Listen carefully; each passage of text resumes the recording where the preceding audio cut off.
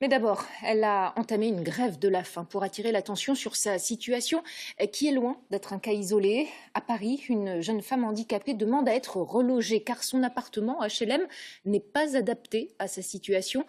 Voyez plutôt ce reportage de Morgane Prévost et Mustapha Tafnil. Avec un couloir à peine plus large que son fauteuil, pour cette Parisienne, le moindre déplacement s'avère compliqué. Se coucher, prendre sa douche, des gestes du quotidien devenus difficiles dans cet espace limité pour son fauteuil motorisé. Ça donne ça. Mon fauteuil doit pouvoir tourner pour ressortir de la pièce. Ici, c'est impossible puisque il y a cette porte-ci, plus ce mur-ci. Vous faites comment ? Je suis obligée de me transférer au sol. C'est-à-dire que je suis obligée de glisser ou de ramper. Hémiplégique depuis un accident de la route, cette jeune femme de 43 ans n'a plus l'usage de sa jambe et son bras droit. Pour obtenir un logement adapté à son handicap, elle a entamé une grève de la faim. Je ne sais pas si mon corps va tenir longtemps, mais mon mental, oui.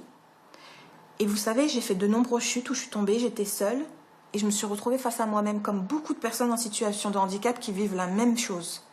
Et le bailleur nous ignore. Là, il ne peut plus m'ignorer. De son côté, le bailleur social assure avoir fait plus de 100 000 € de travaux pour ce logement neuf qu'elle occupe depuis un an. Les plans sont conformes à ce qu'on avait convenu avec elle et au moment de son emménagement, elle était ravie, elle nous l'avait signalé des aménagements réalisés qui étaient conformes à ses besoins. Et dans le temps, des demandes complémentaires ont été émises de sa part auxquelles on essaye de répondre. Nabella assure aussi porter son combat pour les autres. Selon l'association APF France Handicap, des milliers de personnes à mobilité réduite n'ont pas accès à des logements adaptés dans la région. En bref,